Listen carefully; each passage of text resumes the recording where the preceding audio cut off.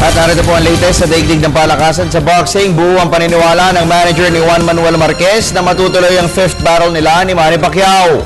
Ayon kay Fernando Beltran, wala siyang nakikitang balakid para hindi ibalik ni Marquez ang pabor na ibinigay ni Pacquiao nang pumayag ang Pinoy Southpaw sa fourth fight noong isang taon.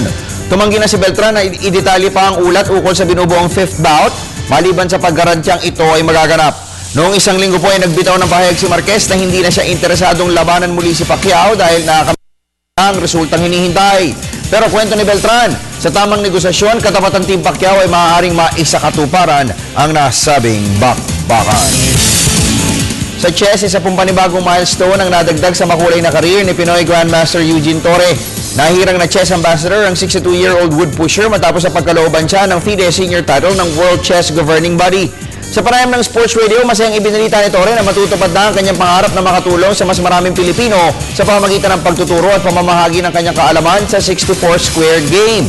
Plano ni Torre na magtayo ng Chess Academy na ipapangalan kay FIDE Honorary President Florencio Campomanes dahil ito ang nakikita niya makakatulong para makatukla sa mga bagong chess heroes ang bansa. Nag-qualify si Torre para sa FIDE senior title matapos na makatrabaho niya si former American World Champion Bobby Fischer at maglimbag siya ng 3 chess books, kabilang narito ang Beyond the 13th Move na isinulat niya noong 1978. At sumayin niyo po ang latest sa daigdig ng palakasan. Marami pa po kaming inihanda sa inyo mamayang alas 5 ng hapon sa BTV Sports. Ako po ang lingkod, Snow Padua.